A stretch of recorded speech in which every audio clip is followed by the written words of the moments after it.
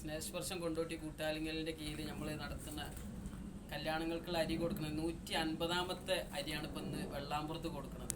അത് നമ്മുടെ ബാവാൻ്റെ കെയർ ഓഫിലാണ്. അപ്പം ഇത്രയും നാൾ നമ്മളുമായി സഹകരിക്കുന്ന ഒരുപാട് ആളുകളുണ്ട്. അവരുടെയൊക്കെ സഹകരണം പടച്ച തമ്പുരാൻ സ്വീകരിക്കട്ടെ.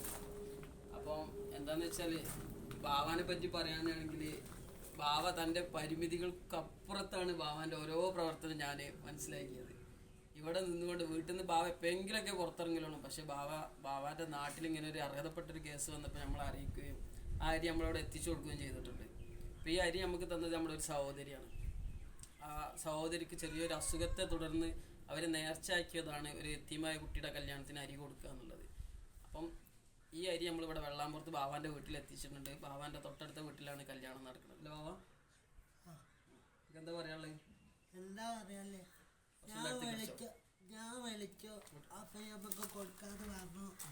എന്താന്ന് ചോദിച്ചു, നിങ്ങൾക്ക് കാണണ്ടേന്ന് ചോദിച്ചപ്പോ നോക്കലാക്കഞ്ഞോന്ന് അനക്ക് വിശ്വാസല്ലേ, എന്നാ അത് മതി, ഞാൻ 8-ാം തീയതി ഞാൻ എത്തിച്ചേരുന്നു. ഇപ്പൊ അതിൻ്റെ വിരലിൻ്റെ ഉള്ളില് വീഡിയോ എടുത്തുകൊണ്ട് നിൽക്കണേ.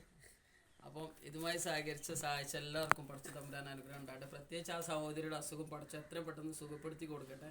അതുപോലെ തന്നെ അതേപോലെ ഏതെങ്കിലും എത്തിയമായ കുട്ടികളോ പാവപ്പെട്ട കുട്ടികളെ കല്യാണത്തിന് ആർക്കെങ്കിലും അരി വാങ്ങി തരാനൊക്കെ ആഗ്രഹം ഉണ്ടെങ്കിൽ താഴെ ഞാൻ എൻ്റെ നമ്പർ കൊടുക്കുന്നുണ്ട്, ബന്ധപ്പെടാം. ഓക്കെ രാവാ? അപ്പോൾ നമ്മളെ 150 കല്യാണങ്ങൾക്കും സഹകരിച്ച എല്ലാവരോടും ഒരുപാട് നന്ദി അറിയിക്കുകയാണ്.